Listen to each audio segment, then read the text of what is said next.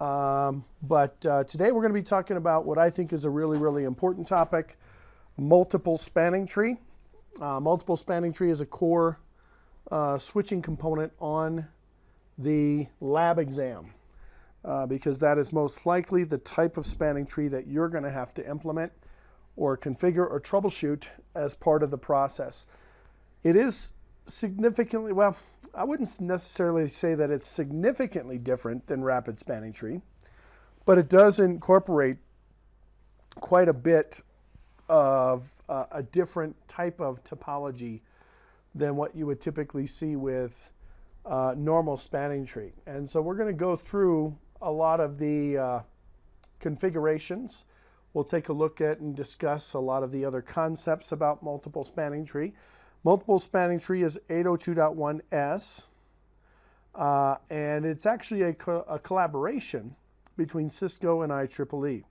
And the thing about multiple spanning tree is that you do have a hierarchy in a spanning tree topology. Typically when we were dealing with rapid spanning tree or 802.1d,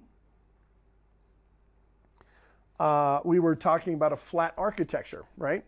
Anything between routers, essentially, all of our layer 2 devices.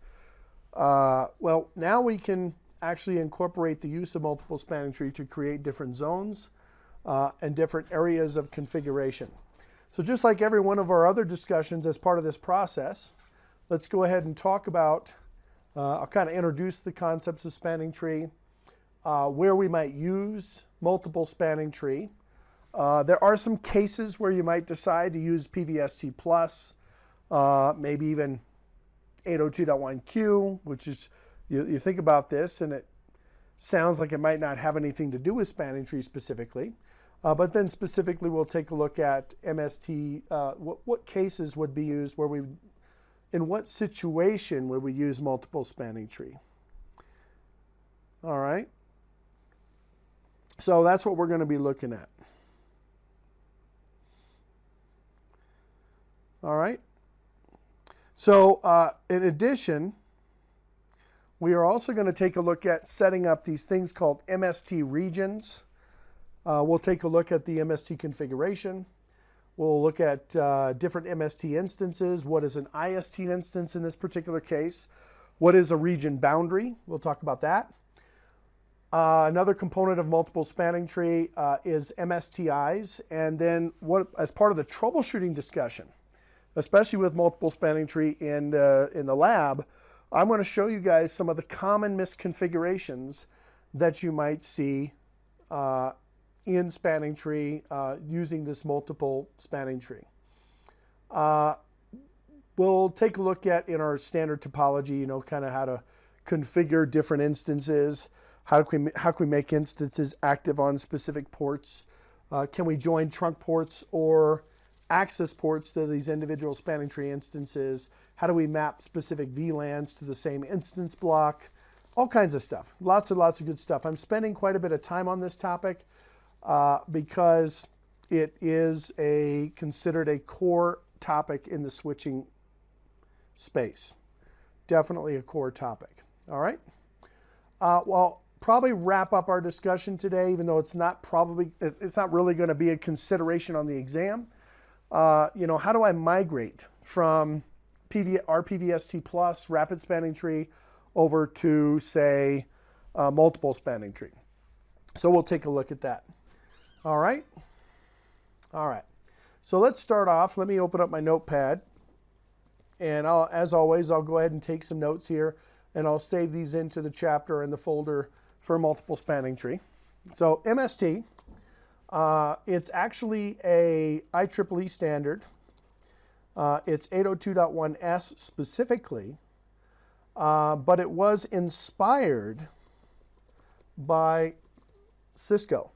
Okay, so that, like I said, it was somewhat of a collaboration between Cisco and IEEE in order to implement this protocol. There were a lot of proprietary multiple instance spanning tree protocol implementations that Cisco did. In fact, back in the day, it was called MSTP. This is really considered to be legacy now. not something that we typically run in modern documents. In modern topologies today. Okay. So as you know, we've already gone through the whole concepts of rapid spanning tree, and that's a really important precursor to doing multiple spanning tree, because 802.1w is a heavy component or a heavy element of multiple spanning tree. It's actually a very, very important aspect of multiple spanning tree. All right. So understanding and having good knowledge of that spanning tree technology, really, really important. Okay. As far as the support on different platforms, it is available just about on any different platform. Tim, I know you had talked about maybe would this be a better choice, for example, in our Nexus environment and so on. But, you know, it definitely is, right? All right. Let's see here. All right. So we don't really need to go through the whole process of rapid spanning tree. We already understand the topology. So all the deterministic timers that we saw, all the different modes of operation. In fact, let me put this in our notes here.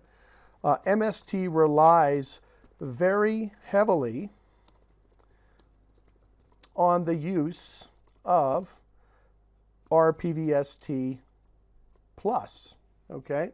Very heavily on RPVST plus. So that the process, how we talked about, for example, when a change occurs in one switch, like a link goes up or a link goes down, that change is going to propagate from switch to switch to switch, rather than going up to the root and then being propagated from the root to the rest of the networks. So let me draw a diagram here, and we'll create a similar diagram. We'll use these kind of diagrams to kind of demonstrate some of these concepts like we did the last time. In this diagram, I'll basically just give you an idea of where the feature of multiple spanning tree fits. All right, and why would it be appropriate for multiple spanning trees? So it's really, really simple, actually. Let's say that I have standard, imagine that those are distribution layer switches. So this is DSW1, and this on the right is DSW2. And we've got our access layer switch. We might have other access layer switches, but this is our access layer switch that's connected to DSW1 and DSW2. And let's say, for example, I've got VLANs 1 through 500 going in this direction, and I've got VLANs 501 to 1000 going in this direction. Now, as we talked about rapid spanning tree, or even 802.1d, we would have to have essentially different instances of each of these VLANs running per per VLAN.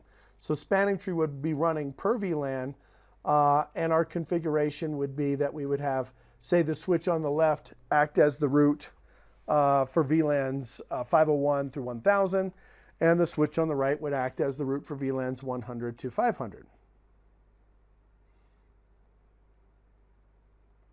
All right.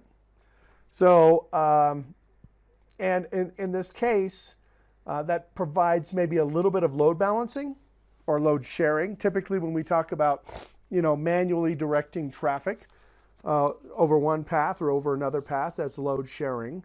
But we still have one spanning tree instance for each VLAN that has to be maintained. So in this particular case, we have 1,000 instances for only really 2 logical topologies in this domain.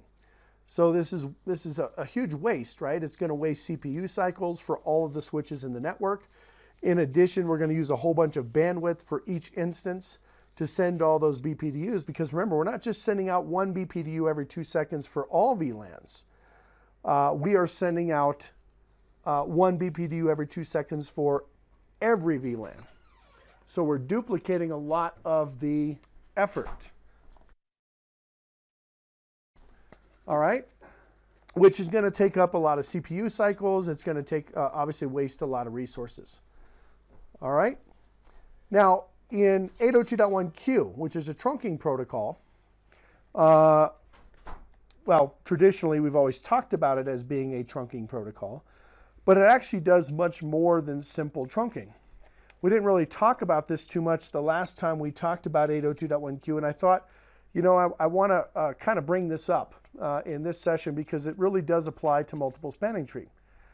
There is a common spanning tree, the CST, where we only assume one spanning tree instance for the entire layer 2 network, regardless of whether or not we have 1,000 VLANs or 1 VLAN or whatever it might be.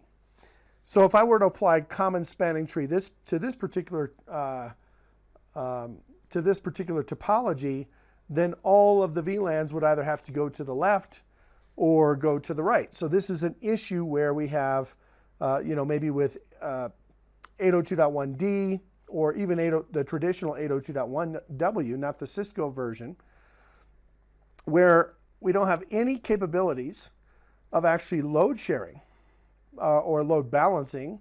One uplink is essentially going to block all of the traffic, and the other uplink is just going to be sitting there, you know, waiting for some failure to occur. Now, it is a little bit better with regard to the use of CPUs, and we only need one spanning tree instance. But, you know, it doesn't really allow us to utilize our paths correctly. We could run into situations where we run out of bandwidth on a single link and so on. So, you know, we know that Cisco implements 802.1q in order to support PVST, which allows us to do per VLAN BPDUs, and that's the process where we create this extended system ID, right? And we split the bridge priority into two parts. We take the top 4 bits and we place those into the BPDU for the purposes of identifying the priority. And then we take the next 12 bits for identifying the extended system ID. Okay? So if I was to apply MST, and this is really the use case for MST, 802.1s, we combine essentially all of the aspects of PVST Plus and 802.1q. The idea being in this particular case that we have a bunch of different VLANs that can be mapped to a reduced number of spanning tree instances because our networks don't really need more than 2 logical topologies in this case. So there are only 2 different final logical topologies in this case. We don't need to run 1,000 instances of spanning tree like we see in this particular diagram. We still gives us the capability of load balancing. Half the VLANs still go over one instance and half the VLANs go over another instance, but we're sparing our CPU significantly. And this is why you should even consider outside of the CCIE to run this version of spanning tree in your topology. So let me go ahead and draw this diagram again. But in this case, let's go ahead and use some colors here.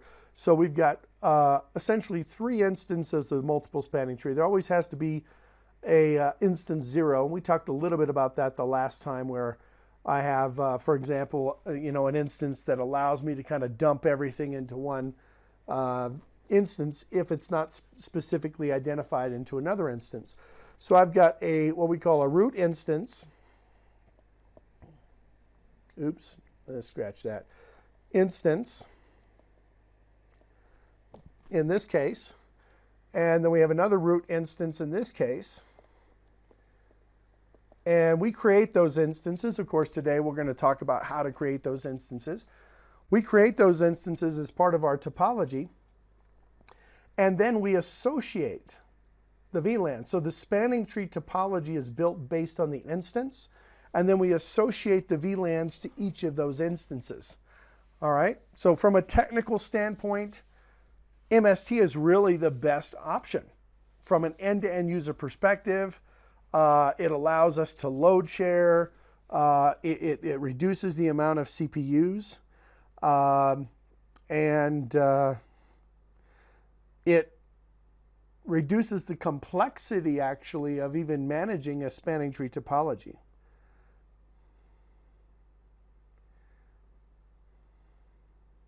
All right. There are some downsides. The protocol obviously is going to be a little bit more complex than your kind of typical spanning tree. I mean, the stuff that we really talked about with rapid spanning tree was pretty basic, right? We didn't have to set up instances. We didn't have to set up a domain or versions or anything like that. It was really, really simple. We just basically turned on the mode of spanning tree we wanted, and we influenced who the root was going to be per VLAN. And we had some protection mechanisms that existed in that case as well. By the way, those protection mechanisms still exist in this case, but the protection mechanisms in multiple spanning tree, like port fast, excuse me, root guard and loop guard and all those other things that we talked about in the last lesson, they apply to the instance rather than the VLAN. Okay? All right? All right. I think you guys get the general idea. The other difficult thing here is that multiple spanning tree does not work on all switches. So you might have some legacy switches that multiple spanning tree won't work with. And we'll talk a little bit later in this document. I keep saying that word. Why am I saying that word? We'll talk a little bit later in this lesson about how we handle interactions between, say, an 802.1d spanning tree instance versus 802.1w and so on. All right? So the next thing I want to document for you, that actually I did want to use the word that time, is some of the differences, right? The first major difference is something called a MST region. We kind of already hit on what an MST instance is. All right? There's always instance 0, always. And then we can create additional instances for the groupings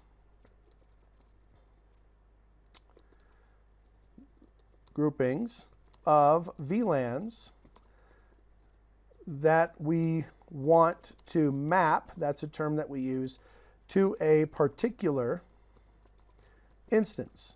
All right, and I'll actually show you what some of those limitations are a little bit later on as we get into the configuration of it.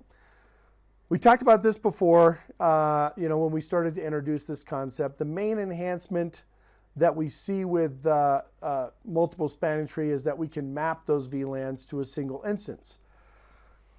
It does still identify a potential issue in how do we decide what VLANs map to an instance. But it's really no different, honestly, than trying to decide what VLANs will map to a root. We can't really do true load balancing in spanning tree. We have to be able to identify what type of traffic is going to be generated within a VLAN and what kind of traffic is going to be generated into a VLAN, and really kind of identify what VLANs are going to be mapped to specific VLANs based on what we anticipate the loading conditions are going to be for those VLANs. So we call it load sharing as opposed to load balancing. Load balancing, and whenever you hear that term on the Cisco tests, or if you see a reference in, say, the written exam, or you see a reference in any kind of Cisco documentation, load balancing from Cisco's perspective pretty much means that we are automatically load balancing, right? Meaning that we have some algorithm in place that is doing per destination, or it's doing some XOR operations against data fields in like in an ether channel situation. And it's deciding how traffic is going to get load balanced in a more dynamic sense.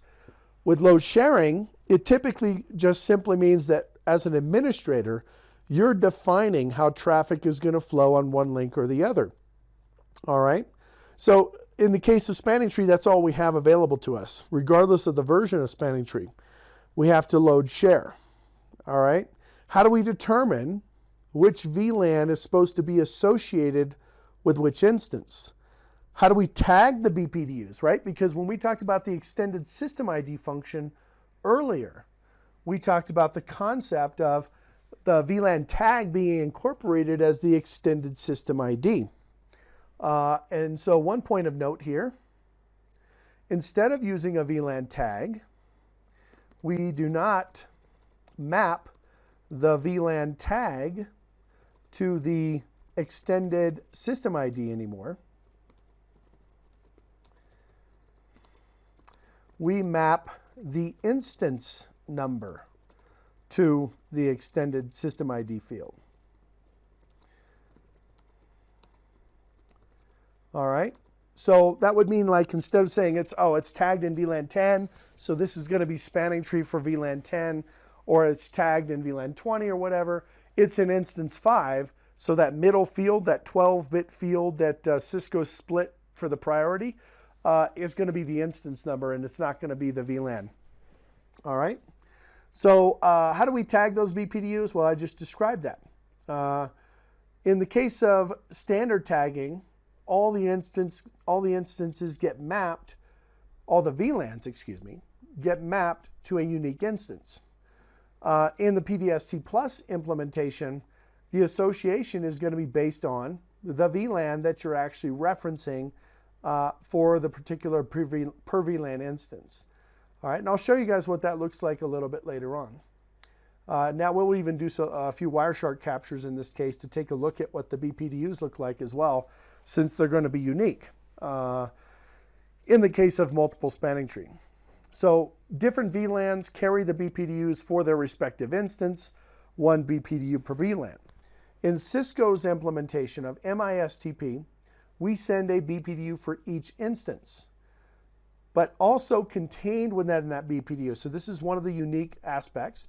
Contained within that BPDU is going to be a list of all the VLANs that that BPDU is responsible for. All right.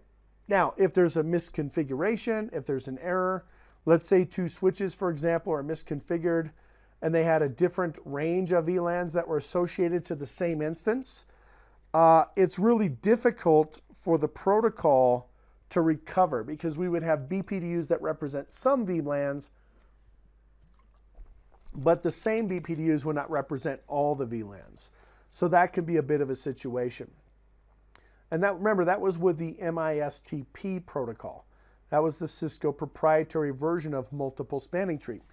In 802.1s, the IEEE specification, the committee that basically took that information and they adopted a much easier and simple approach, which introduced this concept of MST regions.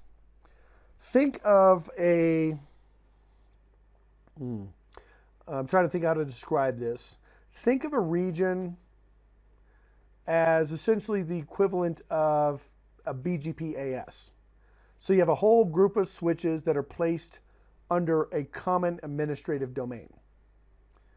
All right. Each switch that runs MSTP in the network has a single MST configuration, and we'll take a look at that in a little bit. In fact, let me make a note here. I want to talk more about the regions, but let me jump off to the side here and just talk about what the MST configuration includes. 3 elements.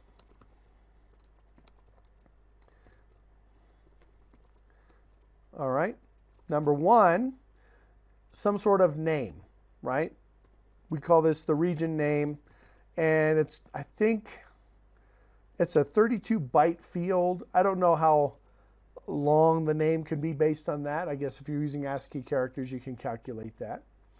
You're going to have a configuration revision number, and that's going to be a 2-byte value. That I have a little bit of a problem with. We'll talk about the configuration revision number later on and what its purpose is. I'm a little bit, I don't really like how they use that, but we'll talk about that in a little bit, okay? And then the next thing that we have, which is really kind of the cornerstone of the configuration, we create this thing called an element table, which represents the VLANs to an instance. All right, so this is what we refer to as our mapping. All right, so it's really a three-step process. The region name, of course, would have to match on all the switches that are part of a common multiple spanning tree topology. Believe it or not, the revision number, even though it's something that you kind of arbitrarily choose, would have to match as well. Okay, so all of the switches within the topology, and this could be potentially one of the issues that you would see in the troubleshooting exam or the troubleshooting part of the lab exam, is that these values don't match, but all of the attributes, all three attributes, in fact, have to match in order for the switches to participate in the same domain. Okay? Obviously, it's going to be up to you guys to identify what those values are, and then you're going to have to configure these values throughout the entire region. All right? You can do this configuration through CLI.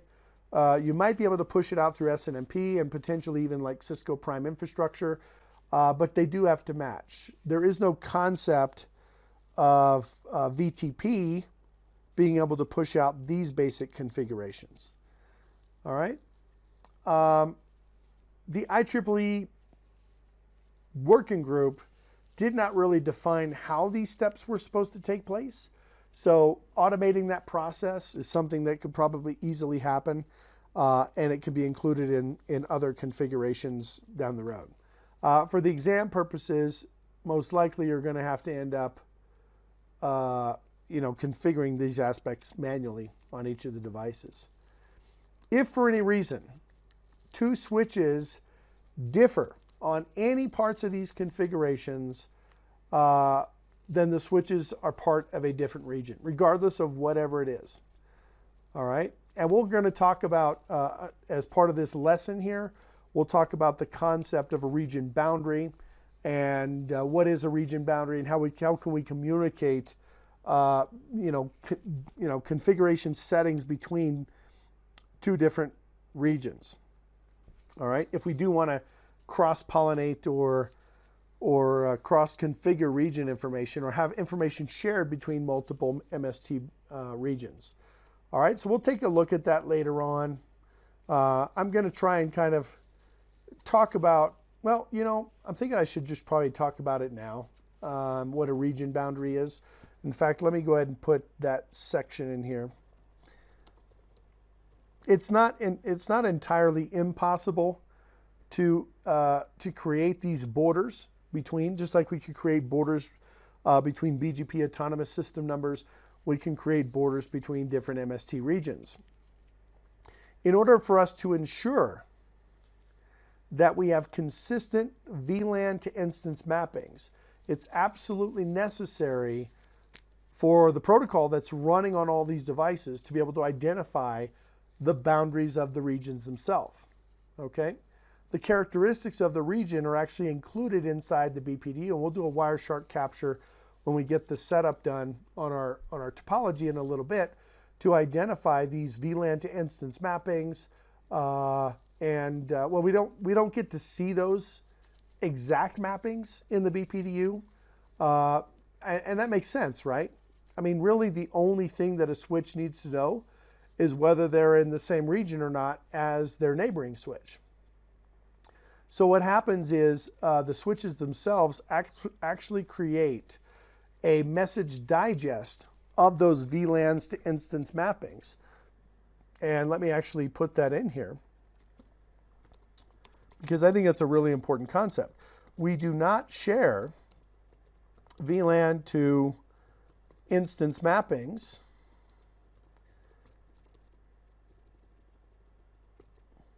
in the BPDUs.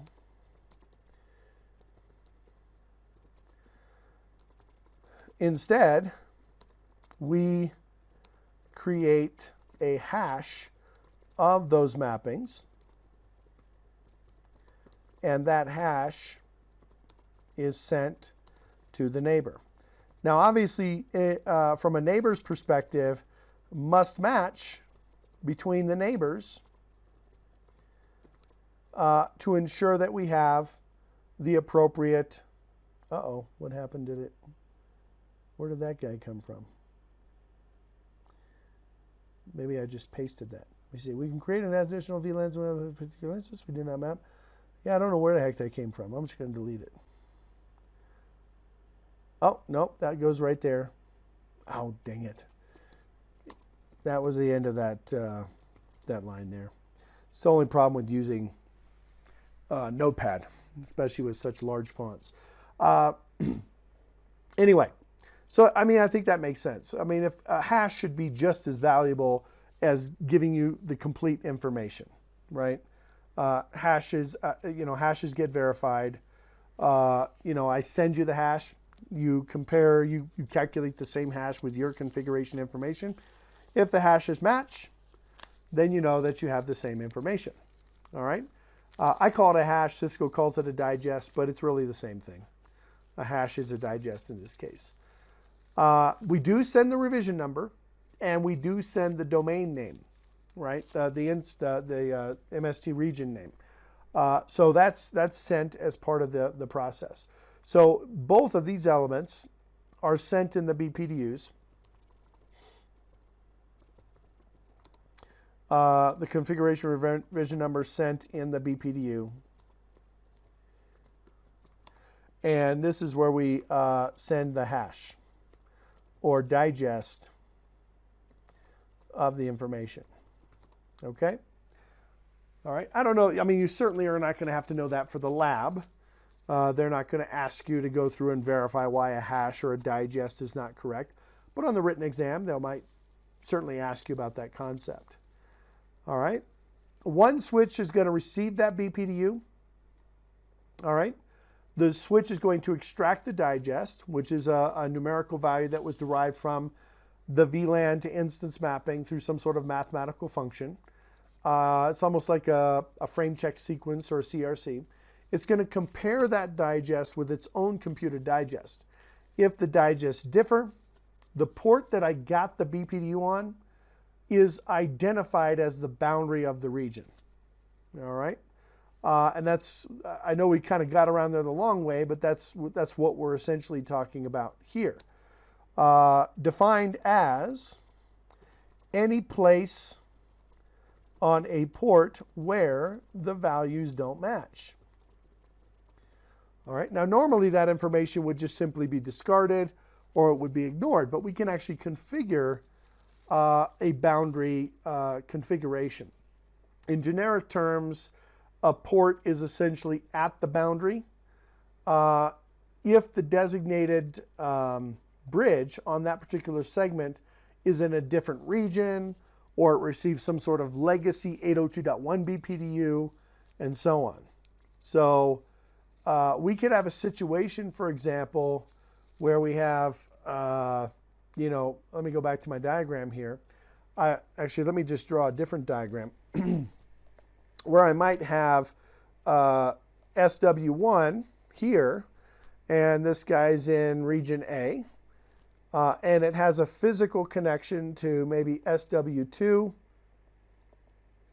and SW3 on a, some sort of layer 2 connection, and these guys might be in region B. So that would define essentially the boundary between SW1 and A or region A and region B. Okay?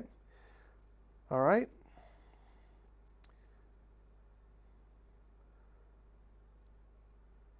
All right. So, lost my train of thought. I'm trying to think. It was a long day of skiing today, guys. Come on. We started at 9 o'clock, and we were doing some heavy-duty stuff, black diamonds. Anyway, not that it matters. All right. Let's talk a little bit more about the instances. By definition, any instance, basically, essentially what 802.1s specifies, a bridge, an MST bridge, has to be able to handle at least 2 different instances. All right?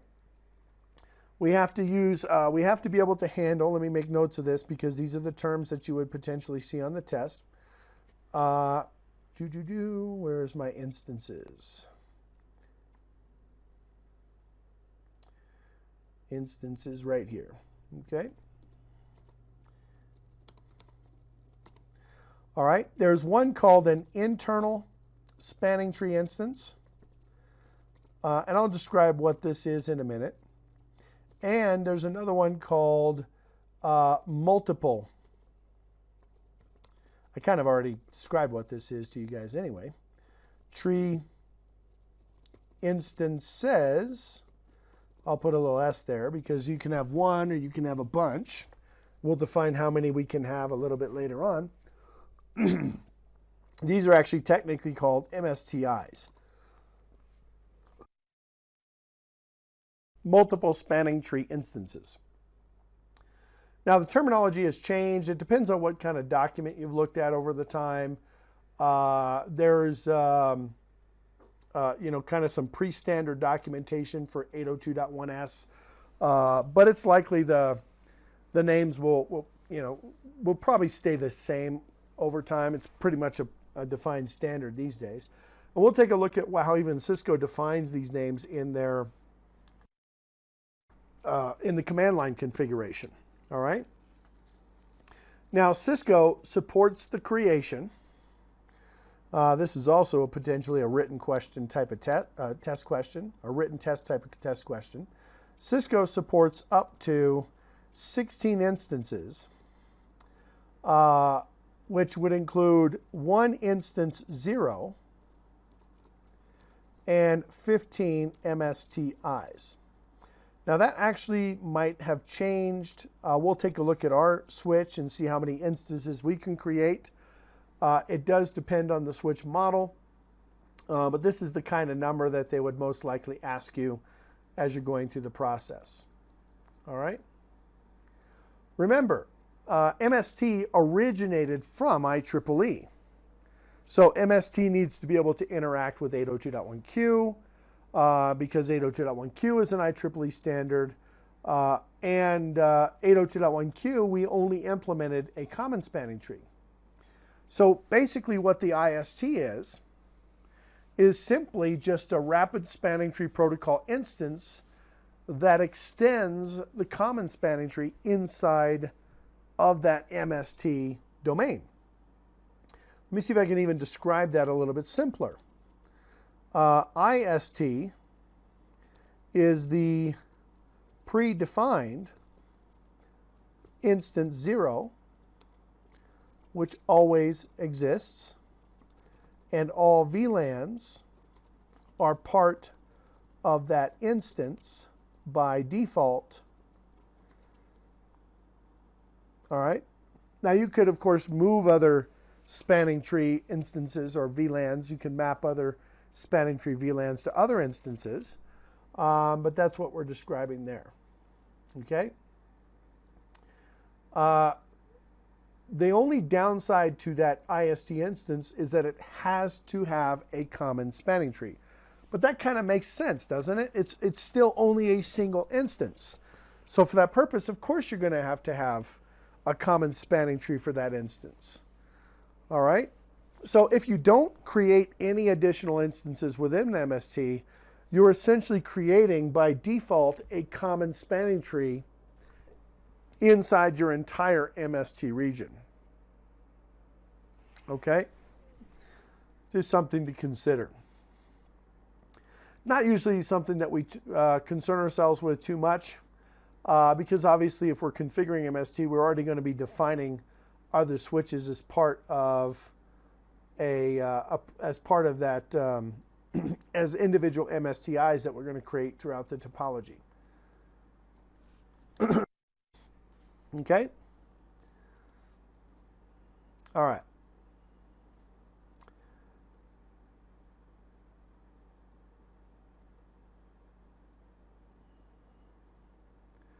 Now, let's dive a little bit deeper into the MSTIs.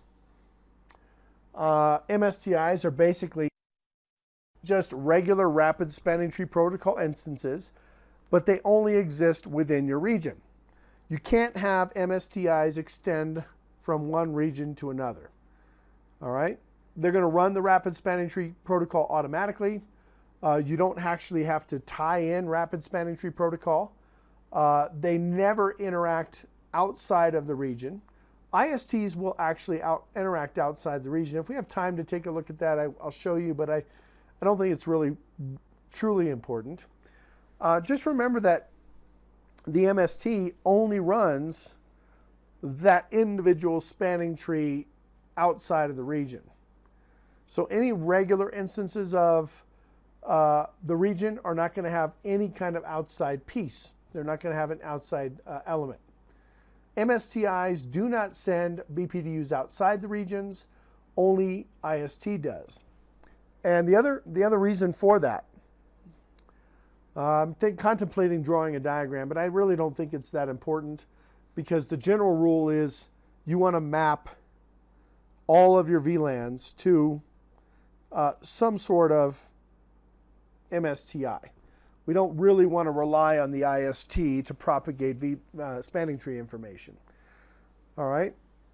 But just understand that the IST is really what allows us to communicate outside of the regions to other legacy switches or other switches that might not be configured to run multiple spanning trees. So if you have a situation like that, you're going to have a better understanding of what that integration is. Okay?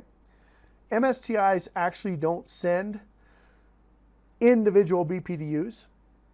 What happens is that inside the MST regions, the bridges are going to exchange MST BPDUs that basically look like normal rapid spanning tree BPDUs, but they're going to contain additional information for each of the MSTIs. All right, let me see if I can draw you a diagram here and give you an idea of how this might look. Okay, so here, let me try to think of how I want to draw this.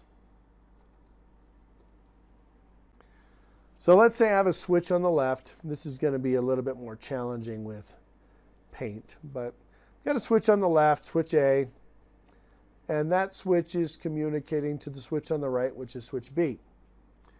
All right. Now, if you can imagine, we've got exchanges of information. I'll just use my arrows here to describe this, in both directions from switch A to switch B. Okay. Now, let's say that the first part of that exchange, I'll just put a little arrow here. All right, let me extend that down. Not being cooperative. And I'll color that in as purple. All right, so let's say, for example, that's kind of like my IST information. All of my protocol information for the common IST instance. And then I have protocol information about each of the MSTIs that's actually present on the particular port. So I don't know, I don't need to draw a whole bunch of them, but let's say we have, 1, 2, 3, 4, 5. All right. So I have 5 MSTIs, 1, 2, 3, 5. Okay, I got to color that in there. I know it's not a great diagram, but so each of these little building blocks here kind of represent,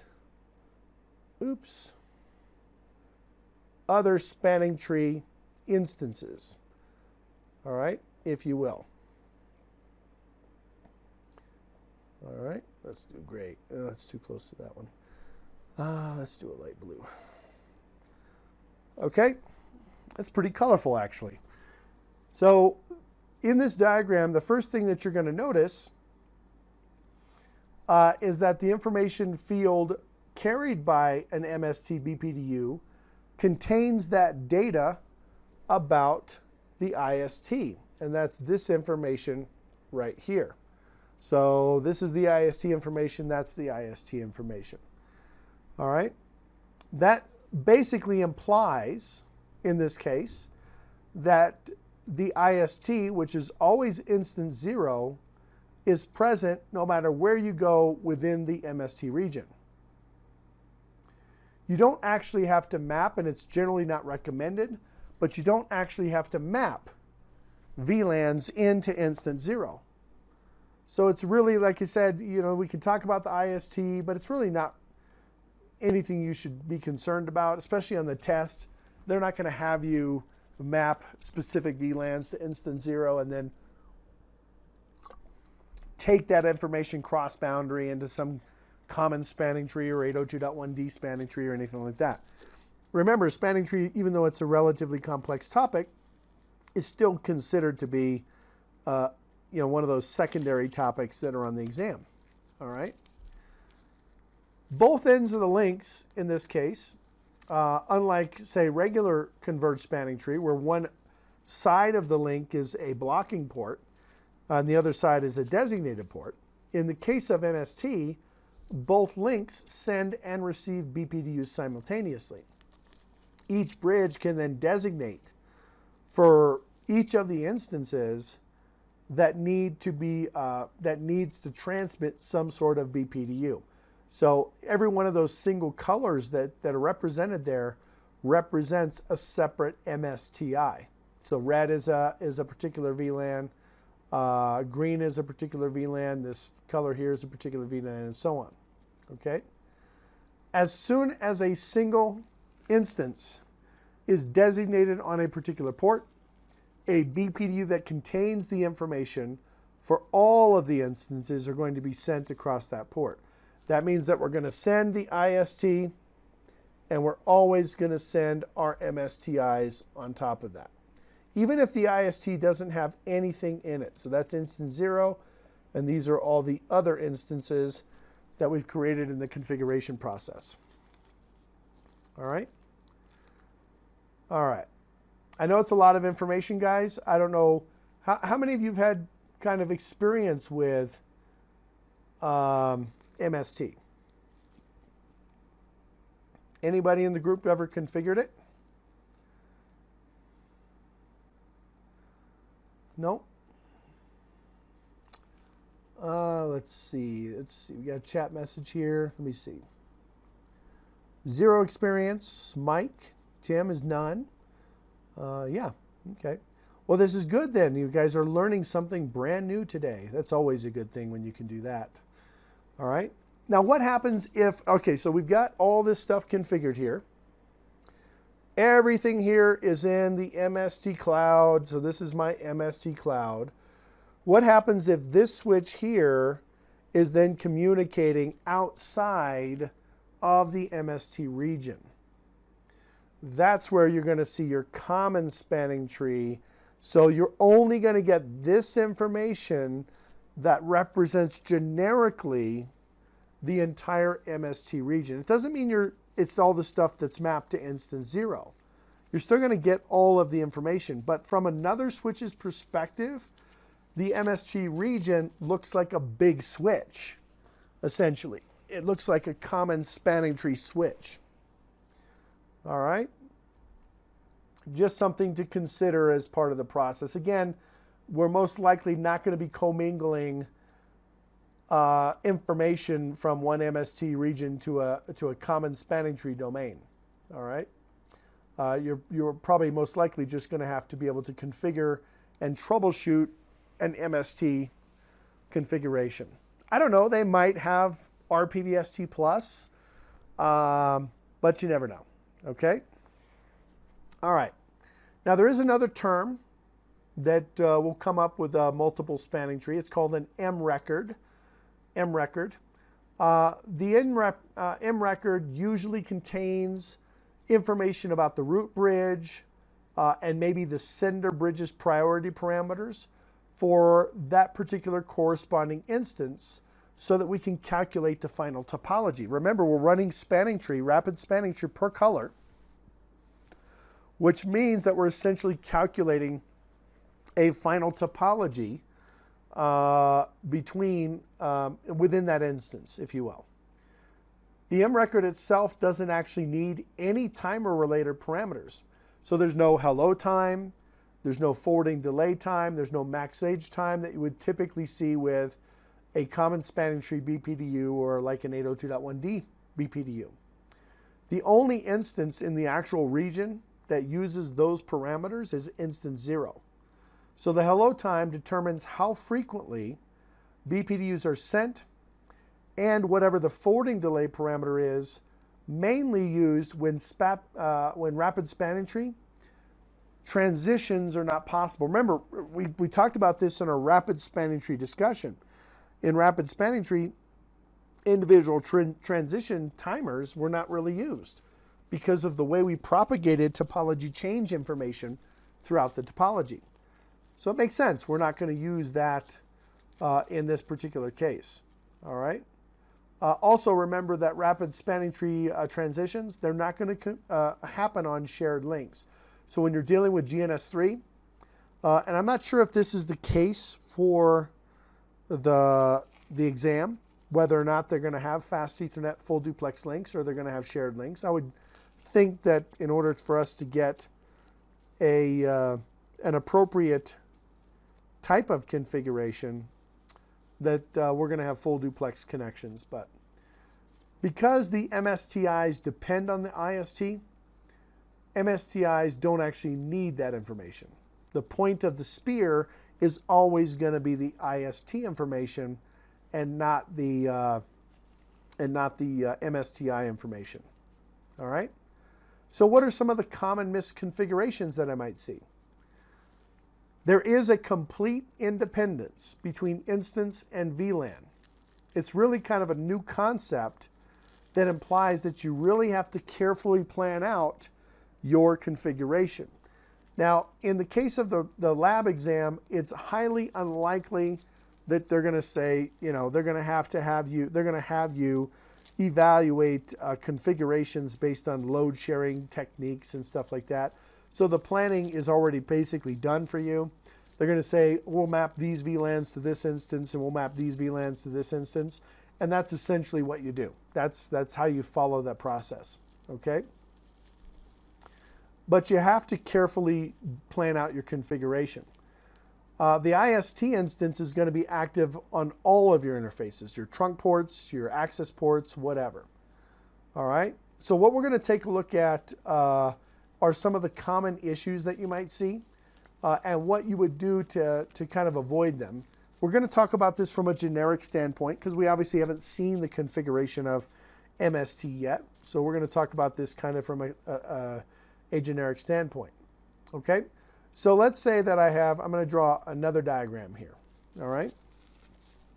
This one is not going to be nearly as colorful as what we have here, but that's okay. All right? So let's say that I have a PC here. We'll just call this guy PCA. And it's connected in VLAN 10 over to SW1. All right? And for whatever reason, mainly to demonstrate this process, I've got SW2 and I've got two links running between those switches. VLAN 20 is running over this link, and that's going to be mapped to instance number 1. And VLAN 10 is running over this link, and it's going to get mapped to instance 0. And then on the right side, we have PCB, which is also in VLAN 10. Okay? So from a configuration standpoint, it's pretty straightforward, right? It's not ideal, but it's a pretty straightforward concept. So we've got these switches that are connected together. These are access ports. They're not trunk ports.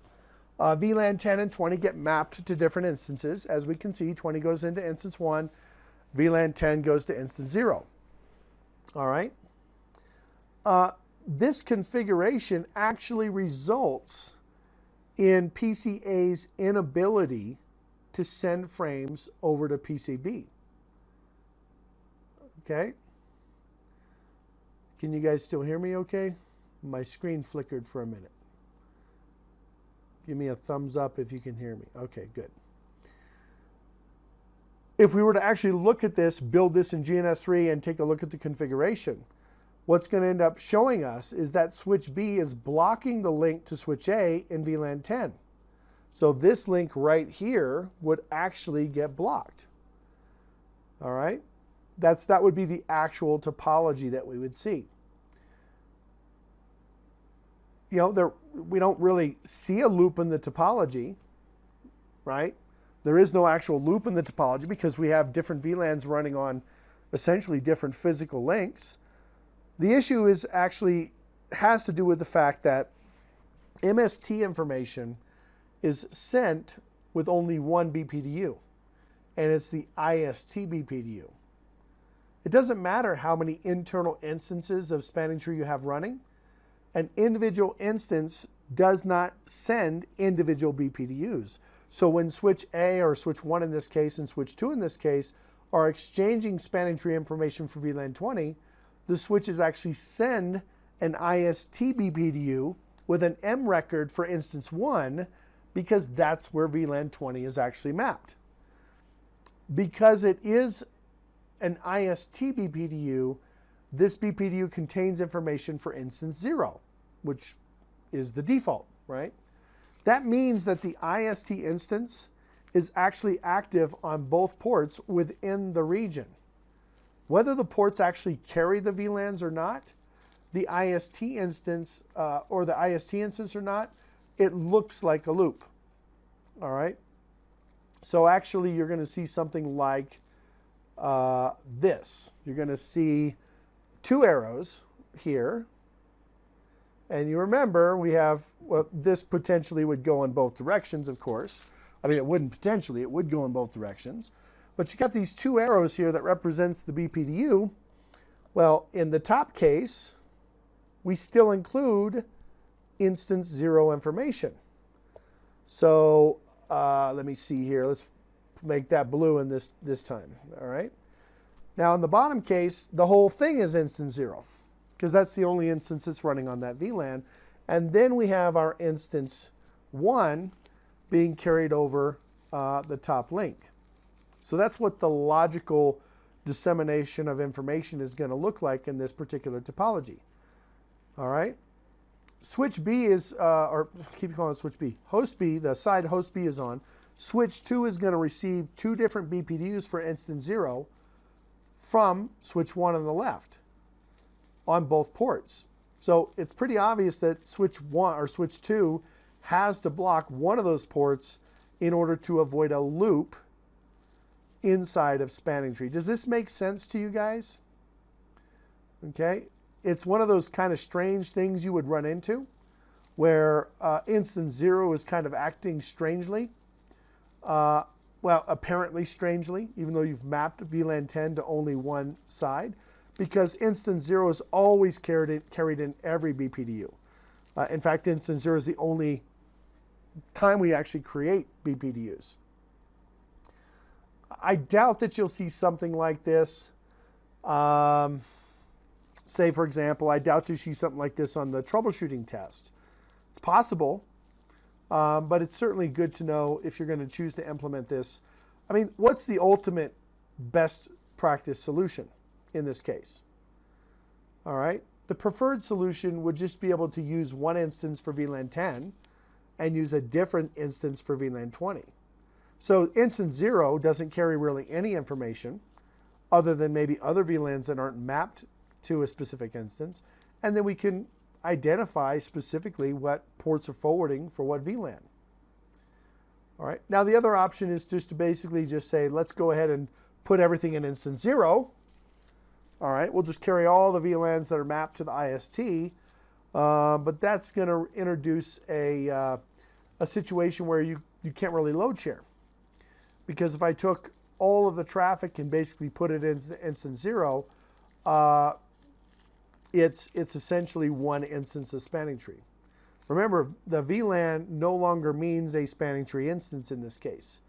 The topology is actually determined by the instance regardless of where the VLAN is mapped to that particular instance. All right.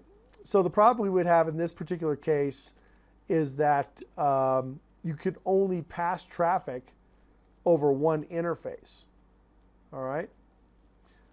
If you want to manually prune VLANs or you want to restrict traffic from a particular uplink, you wouldn't have that capability because we mapped everything to one instance, which means there's only one logical topology for both VLANs.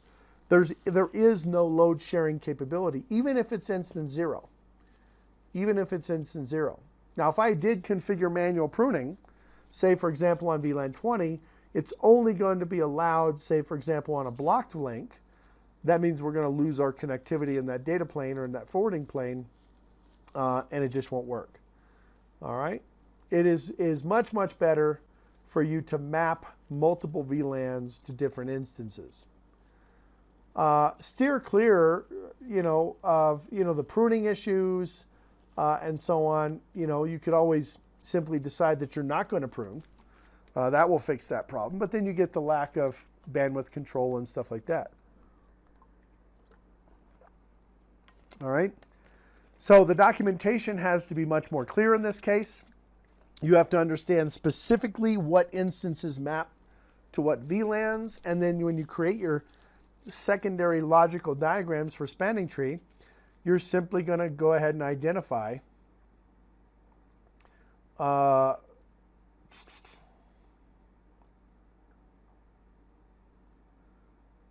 let's see. Hold on. I'm just seeing all the group text here. Hold on one second. I'm going to pause the recording for a second. Okay. So the next step, of course, make sure that you identify what VLANs are going to map onto those particular instances.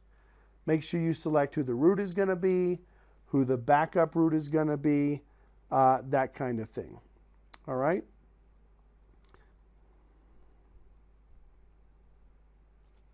All right? It's just like any other kind of spanning tree process. I just realized, guys, I had paused it before and I didn't start recording again. I am recording now, so hopefully you guys can remember some of that stuff. It's only about 15 minutes that we missed there. All right. Obviously, the next step, make sure you choose a configuration name. Make sure you choose a configuration revision number that's going to be common on all the switches. Also, make sure you place as many switches as possible into that single region. It's not really it doesn't give you any kind of advantage to segment the network into separate regions. It just makes it more complicated. It's not necessary. So you're going to create an individual region. The revision number is an interesting concept. I'm going to talk about that in a little bit.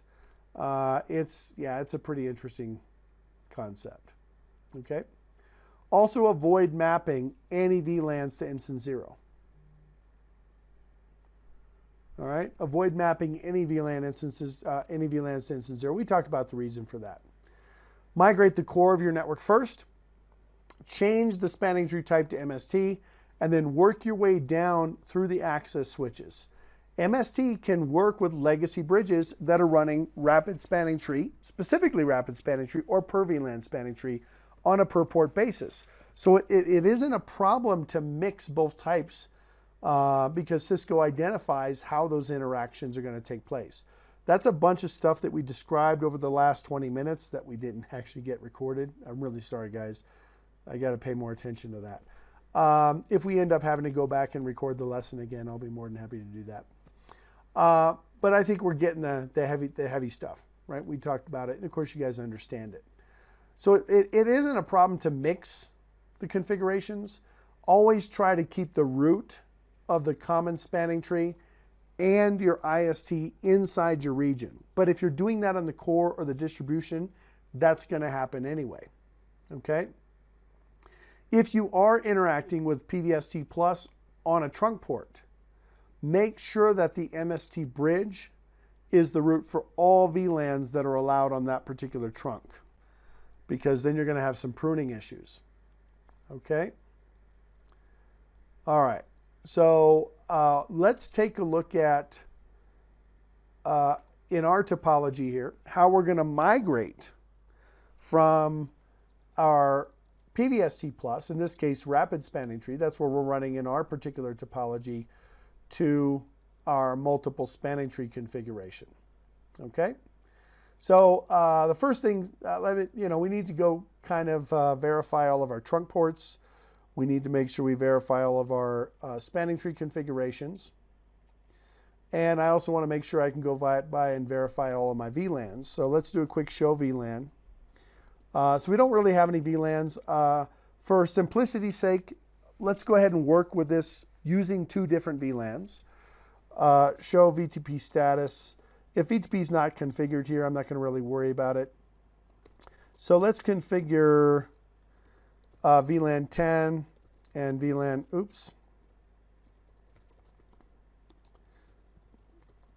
VTP primary, CCIE,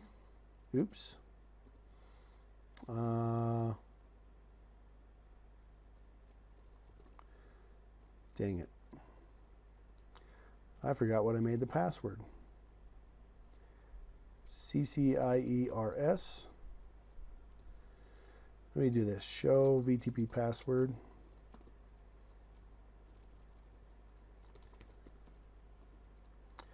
That's the hashed version. Let me just change it. VTP password, Cisco. All right. So let me go ahead and make this guy the primary.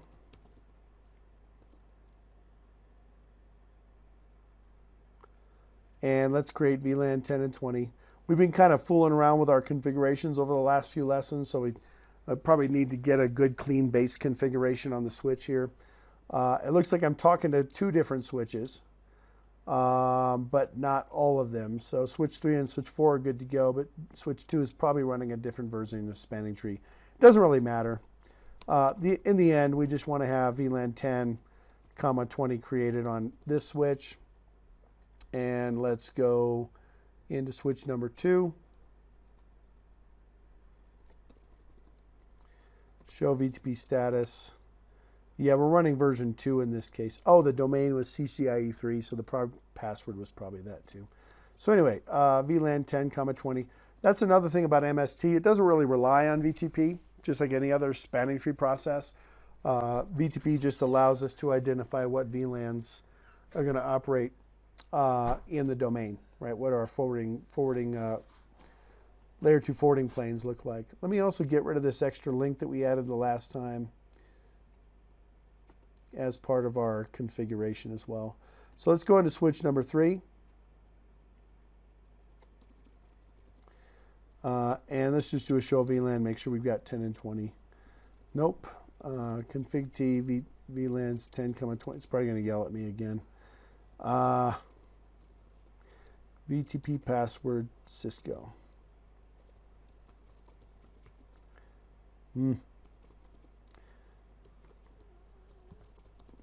That is definitely the benefit of making sure you have a complete and an accurate configuration, but that's okay. We're just trying to create these VLANs on each of the switches. I should really just convert back to VTP version 2 since we kind of broke our other configuration. But anyway, let's do VLAN 10, 20. And then last switch, switch 4, console. And let's do a show VTP status. In this case, let me do this something different on this one. Config T, VTP version 2, VLAN 10, 20. Probably would have been a better choice. So if I do a show interface trunk, I can see that I'm allowing VLANs 10 and 20 across the trunk. Let's go ahead and do one more thing. Interface range Ethernet 1,0-1, 2/0-1.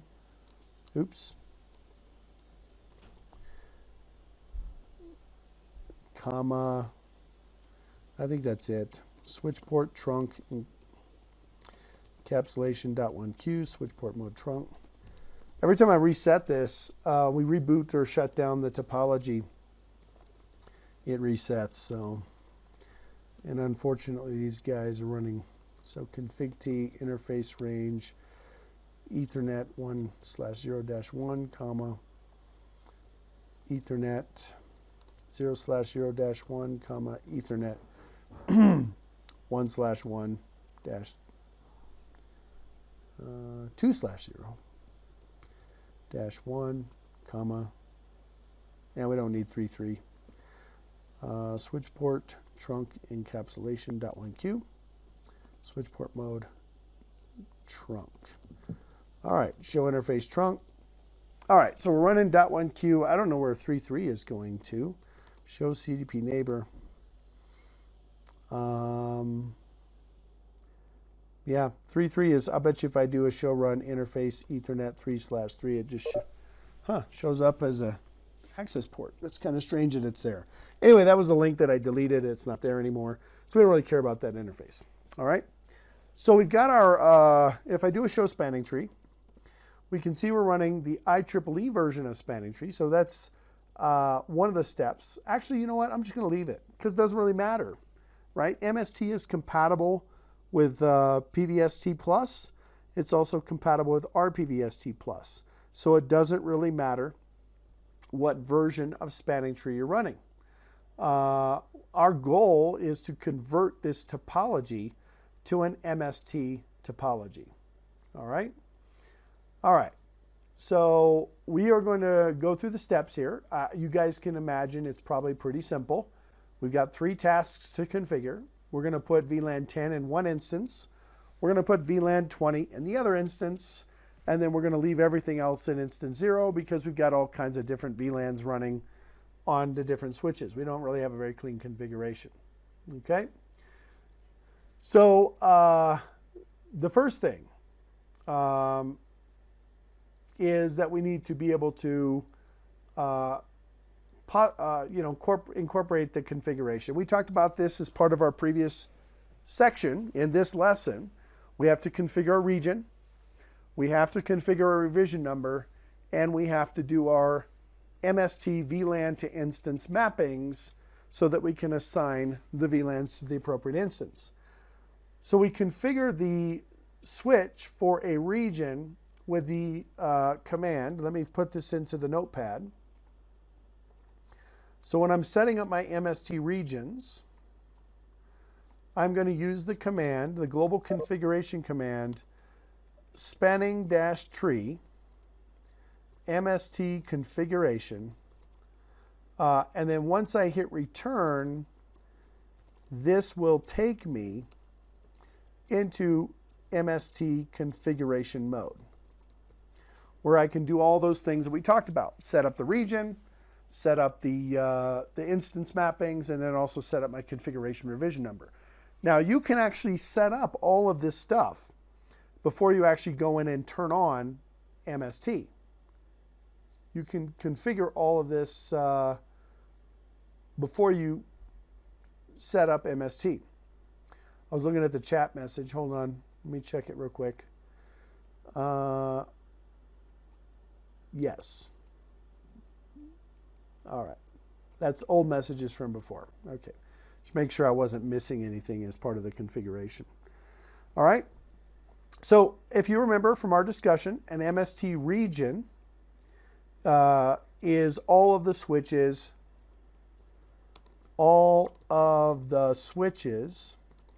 that share a common MST configuration. All right? They have the same MST configuration. There's actually no limit on the number of MST regions in the network. It depends, well, there could be a limit depending on the type of switch, but usually you're going to only create one MST region. We also configure spanning tree instances inside the region. An instance is nothing but simply a group of VLANs that are mapped under the spanning tree MST configuration command. By default, all VLANs that exist are grouped into IST0. Instance 0, that's our internal spanning tree as we talked about before. We can manually create instances from 1 to 4094. Because if you remember correctly, it's the instance number that's going to go into the extended system ID field of the BPDU, the IST BPDU. Now that doesn't mean we can create 4095 different MST instances. Again, that's usually going to be limited to the type of switch. I mean, some releases of software only support 16 instances. I've seen some software that goes all the way up to 65 instances. And we'll see what this particular switch supports as soon as we go through our configuration. The IST is the only instance that can send and receive BPDUs. I think I've said that 100 times, but we may have missed it because we weren't recording something previously, but we only generate BPDUs for the IST. And of course, the MST instance is only local to the regions. All right? We have actually a collection of ISTs in each MST region, and then that gets mapped over to the common spanning tree. Just to reiterate, again, I'm just kind of hitting some of the points I hit before because I don't know what we missed from the recording or not. MST is completely backwards compatible with PVST+, MISTP, which is the pre-standard MST configuration, rapid PVST+, and so on. And there's different considerations to take into account. If we are actually connecting our MST switch with a standard, or our pre-standard MST switch with a standard MST switch, which you should probably never see these days. I'm trying to think where I want to put this. Well, let's just make a section here for global config. I'll just do it right above here.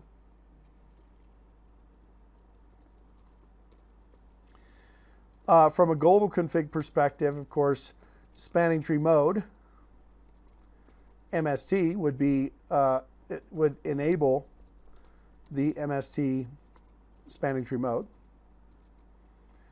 Makes sense. But you may actually have to run a command called spanning tree, and I doubt it'll work on our switches here. We don't really need it anyway. Spanning tree MST pre-standard. And that would be, you would actually do this. I'm sorry, that's not, I'll just put other configs here. Other important configs. Because actually that's a command, now that I think about it, this is going to be run on the interface facing the legacy switch. Well, I'll just put it this way to make it MISTP switch. All right. You shouldn't run into that, and that's certainly not something you're going to have to configure on the CCIE. All right. So we're going to have break this kind of down to two different sections. We take a look at our current configuration, and then we're going to take a look at the configuration that actually migrates us to our PVST plus our MST configuration. So let's start by just going into our switch. I would suspect that for VLANs 10 and VLANs 20, show spanning tree VLAN 10, that this guy would be the root for VLAN 10 because it has the lowest bridge ID based on the MAC address. Show spanning tree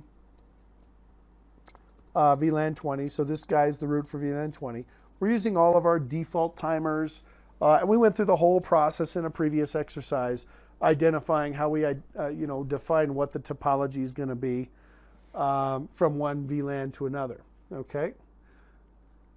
So I don't think we have to spend a whole lot of time investigating our topology. We can always go back and review that other video, which was our introductory spanning tree video, which describes how essentially the topology is going to get created. So let's go ahead and start taking a look at what our topology is going to look like for our migration. Okay. It is difficult, well, it's really impossible, actually, to convert all the switches in your enterprise at the exact same time. But because we do have backwards compatibility, we can convert it phase by phase. And I already mentioned, and this is the part that I think this recording wasn't going, we would want to go ahead and configure MST in our core first, or our collapsed core or distribution layer first, and then focus on implementing it down to the access layer. Okay? When we enable MST, it automatically enables rapid spanning tree. So in this case, we're not even running rapid spanning tree. We're running IEEE, which is PVST+. Okay? And we talked about in our rapid spanning tree video how uplink fast and backbone fast, those features exist in rapid spanning tree by default. they get disabled when you enable MST. Well, specifically disabled. Let's say that I had backbone fast. Let me do a show spanning tree summary and see what we actually have configured in our spanning tree topology. Let me see here. Where's my mouse?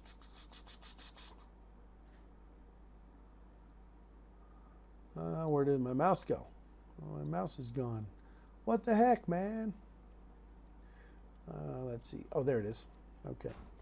All right. So I'm going to do a quick show spanning tree summary because we did enable a lot of those features. Since then, we've actually rebooted the switches in this case. So uplink fast, backbone fast, all these other spanning tree toolkit options are disabled. That's okay. They don't really change much when you go to MST. There are some considerations, obviously, but the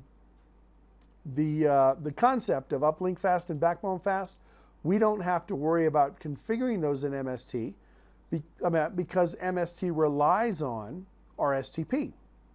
So backbone fast, uplink fast, they're going to be enabled automatically, even though they might show disabled in the spanning tree summary configuration. All right.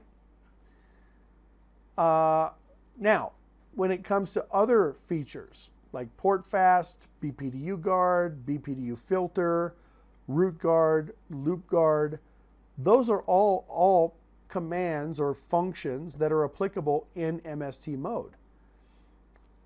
The way that we use them is exactly the same as we use them in PVST mode. All right, so if we've already enabled those individual features, those features are going to remain active after you've migrated to multiple spanning trees. You don't have to go back and reconfigure all of those elements. Also, keep in mind, when you configure MST, the first step in the migration is to identify your point-to-point ports and your edge ports. Remember, this rapid spanning tree does not run on shared links, which is a little bit of a challenge, like I said, with GNS3, because all the links look like they're shared. Make sure that all of your switch-to-switch links are full duplex.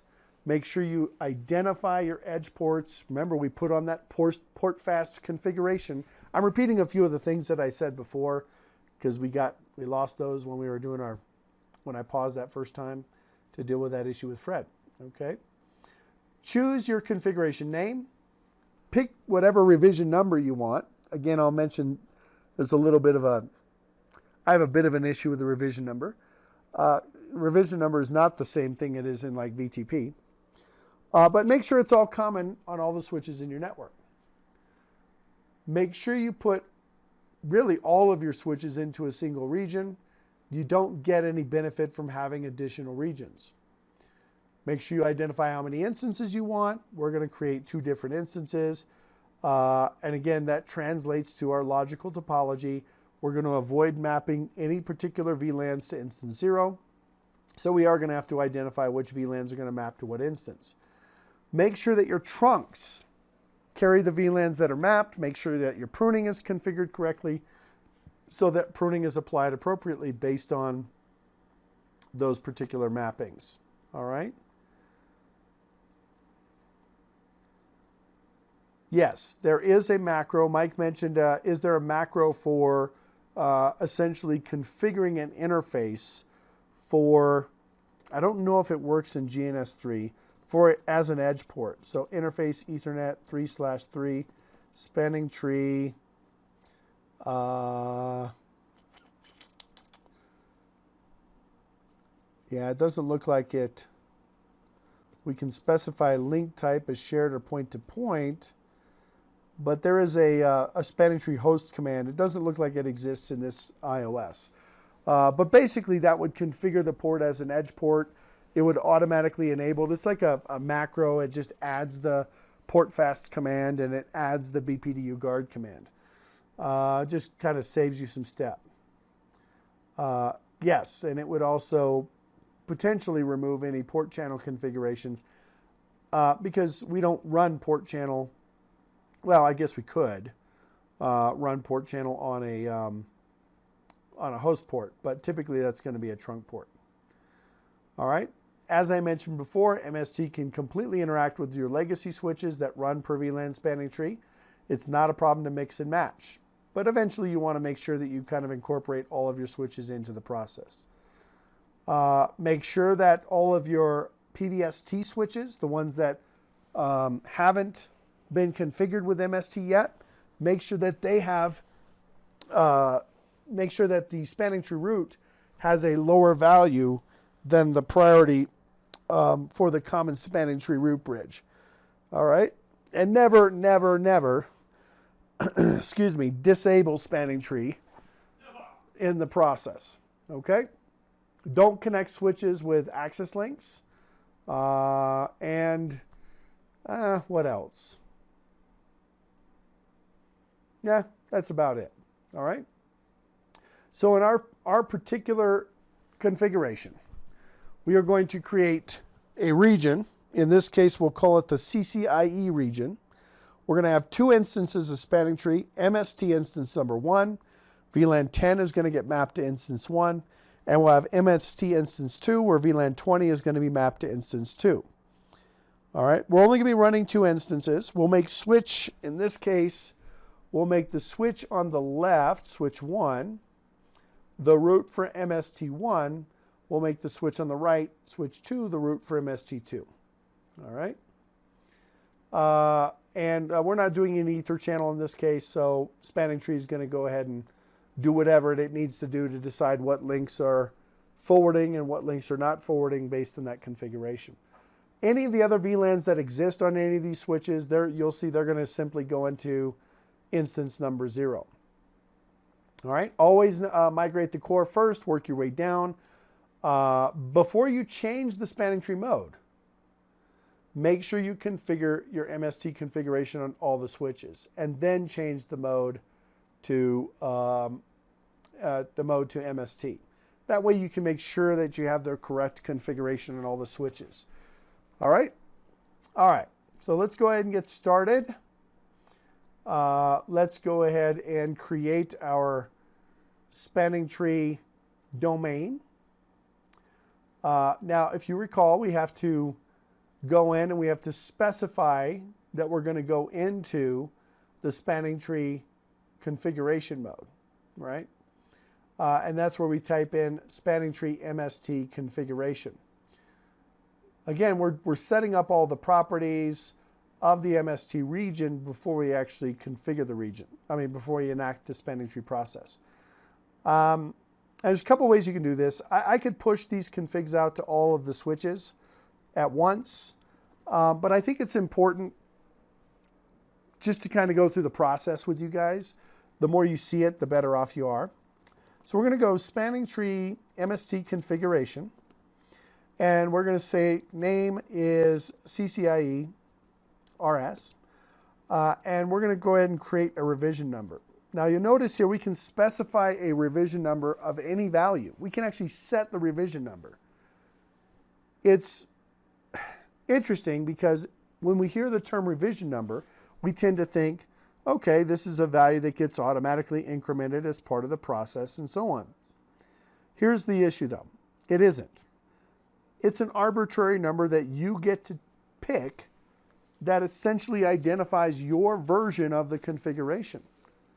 So it would normally be something that you would set as you go through and maybe change the instance mappings and so on. You don't actually ever have to change the revision number if you actually change the MST configuration. So I'm going to go ahead and say revision 1 since this is the first time we're configuring this, and then I'm just going to create my instances. Instant 1 is going to get mapped to VLAN 10.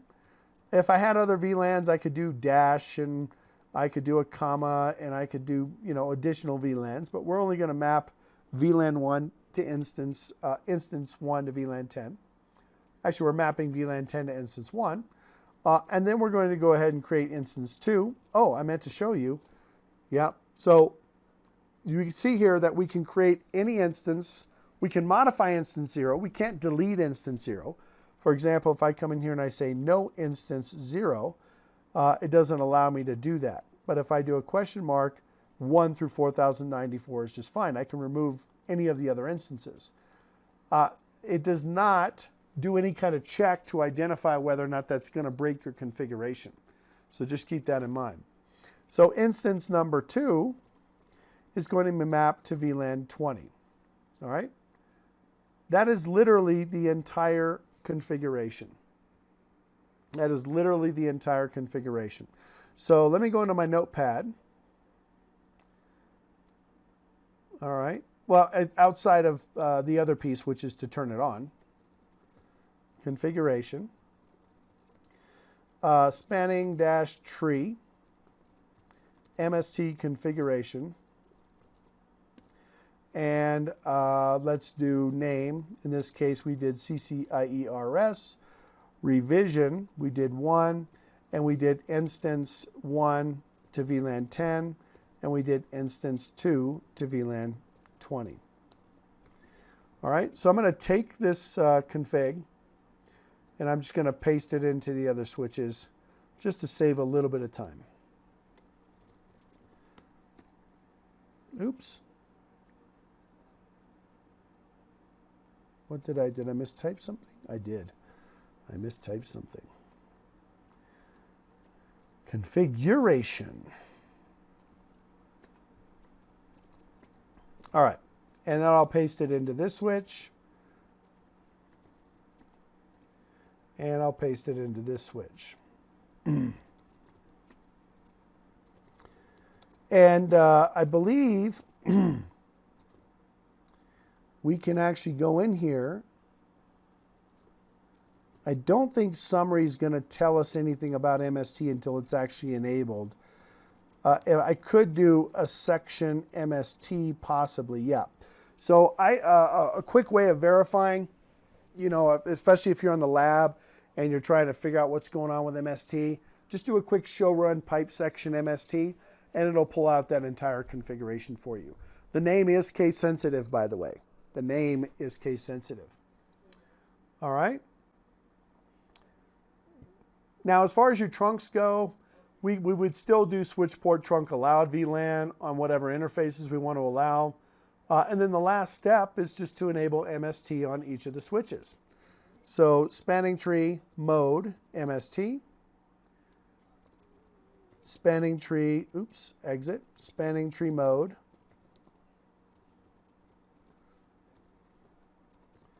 MST. Spanning tree mode MST. And last one, config T, spanning tree mode MST. And we're done. That is it. All right. VLAN 1. All right, so Mike asked a question. What happens to VLAN 1? Well, what happens to any VLAN? We missed you too, Chris, by the way. All right, what happens to any VLAN that doesn't get assigned to a particular instance? It goes into the common spanning tree. It goes into instance 0. So if I actually go into my switch and I show, excuse me, I do a show spanning tree, we can see that we're now running multiple spanning tree protocol. If I do show MST, show spanning tree MST, sorry. All right, I can actually see the detail for MST. So if I say detail, it'll actually tell me which VLANs are mapped to which instance. So MST0, you can do a summary of this as well, but in an MST0, VLANs 1 through 9, 11 through 19, whatever, they're all mapped to MST0. And then we have, and we can see what the status of the ports is for each of those VLANs within that region. Let me do a show spanning tree MST. There's a easier way to kind of see this. Yeah, right here. Show spanning tree MST configuration. Revision number. Instances configured, 3. This is the name. These are the VLANs that are mapped to the instance. So you can see 10 is mapped to 1, 20 is mapped to 2. And anything that does not specifically get mapped to an MSTI that we configured is going to automatically be mapped to the IST. All right. So, all right, we've done our basic configuration, but if you remember, based on our topology, I wanted switch 1, let me move this chat back out of the way. I wanted switch 1 to be the root for MST1, and I want switch 2 to be the root for MST2. Well, you guys actually already know how to do that configuration. All right, this is in global mode. You're just simply going to say spanning tree. All right, in fact, let me show you real quick, and then I'll put it in there. So I'm going to go back to my switch 1, spanning tree MST, put the instance root primary. So you set the root for the instance spanning tree MST to root secondary. And of course, you could actually define the root for the instance 0. If you don't define the root for instance 0, the switch is going to pick the root based on the standard process. What is the what are the priorities, what are the bridge IDs, and so on. So if you want, you can actually say, okay, spanning tree MST0 root primary in this case as well. So I could make a specific switch the root for instance 0. So I would do the same thing on switch number 2, and the opposite, of course. Spanning tree MST2 root primary, and spanning tree MST1 root secondary. And I would even come in here and say spanning tree MST0 root secondary as well. Now you could set the priority statically if you want to set the priority statically as well. All right. The other cleanup stuff you might do, you might maybe, for example, get rid of uplink fast and backbone fast. You can, on interfaces, you can clean out all of the individual costs that you specify for an MST. Remember how we identified on an interface, we could specify the cost, the port priority of an interface, for example. So let's say, for example, in interface Ethernet 3/3, if I wanted to set the spanning tree cost, I would use the spanning tree cost command. And normally what I would have done is I would have set that per VLAN, okay? Actually, let's set the cost to 100. This is an access port, so it would set the cost to 100. What I wanted to show you, though, was the port priority command. All right, notice how we set the port priority, let's say for 64, that again would apply to the access port. These are things that we could still do to influence path selection. All right, but again, these things would apply to multiple spanning tree. They would not apply to the individual VLANs anymore. They would apply to the instances for the VLAN. All right. All right, let's see. What else do I want to show you guys? Yeah, we could do other verification commands. For example, I could come into this switch and do a show spanning tree MST, and I can look at a specific MST, just like we did a show spanning tree VLAN 10. So I can say, okay, who's the root for VLAN 10 or for VLAN 1? And it says here, this switch is the root for MST1. If I did that for 0, it wouldn't show up as MST, it would show up as CIST, which is the common IST that we had talked about previously. So we still see the other things that we normally see. Hello timers, forwarding delay timers, max age timers, we see the priority, we see the MAC address that's used for the VLAN. If I scroll up to the MIST, you notice we don't see any timers in this case. Also remember, when we talked about per VLAN spanning tree, the VLAN number was added to the actual priority. In this case, the instance number is added to the priority. So if this was instance 10, the priority would have been 24,586 instead of 24,577. So a lot of common things based on what we learned with per VLAN spanning tree. Okay, so you still verify it. This is important to note as well. When you move to multiple spanning tree, we're using the new cost values. Remember, IEEE specified some legacy cost values, and they specified new cost values so that we could represent faster and faster links. So just keep that in mind as well. Those are standard costs. I don't know that they're going to ask you specifically what they're supposed to be. In our case, the cost is pretty significant because these are 10 meg interfaces. All right. Let me think. Yeah, we would go through and, of course, verify this on all of our switches. Because we are using rapid spanning tree, it doesn't really change from the algorithm. All right? There is no issue with the algorithm because the election process is still the same. It's based on priority and MAC address. So, but it's just per instance rather than per VLAN. Okay? Whew. Awesome. Now, the only other thing that I wanted to maybe take a look at, I guess we could kind of take a look at this. Let's see if it works. Let's start a capture on our interface, and let's see if we can see those BPDUs going back and forth, maybe kind of identify the difference, between a MSTP BPDU and a standard per VLAN rapid spanning tree BPDU. All right, and then we'll just wrap it up here. I also encourage you guys to go ahead and play around with this as well. Anytime we talk about a protocol, it's really important that you truly understand what those protocols, how they communicate to each other. Okay, so let me stop the capture. We're seeing, of course, our CDP, VTP, DTP frames going back and forth. We're seeing we don't care about that stuff. But here's our MST datagram. It runs over 802.3 Ethernet, of course.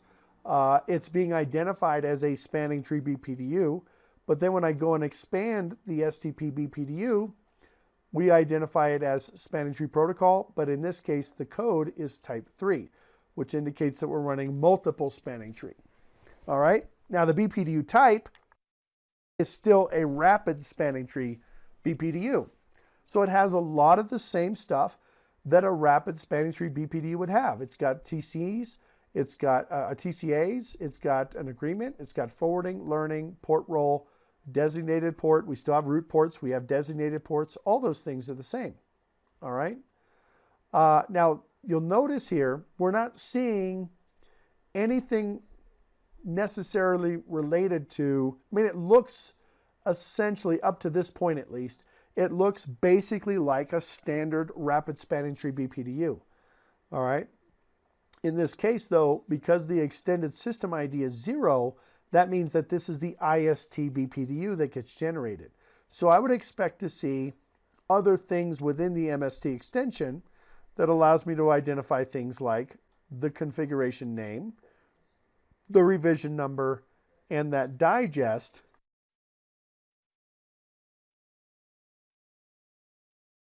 Sorry, I had to sneeze there for a second. That digest that represents the VLAN to instance mappings. So, if you're doing some serious troubleshooting, you could potentially capture these BPDUs and just make sure that that digest is the same. All right. Now, what happens, and then we see our regions, right? And this is essentially the logical topology that represents each of the regions. Who's the root? What is the port role, based on where this BPDU is received, etc., for that particular region. So this is the root information for the root for that region, which in case of MSTID1 is the switch on the left, MSTID2 is the switch on the right, and so on. So that's the MAC address for switch 2, that's the MAC address for switch 1, and that's how we're able to identify which switch is acting as the root for the region. So let's break it. All right, let's go to switch 2. I'm going to do a show spanning tree MST configuration real quick. And I'm going to go into spanning tree MST configuration mode. And I'm going to say that the name, in this case, is CCIE SR instead of CCIE RS. So if I do show run pipe section MST, show run pipe section lowercase mst.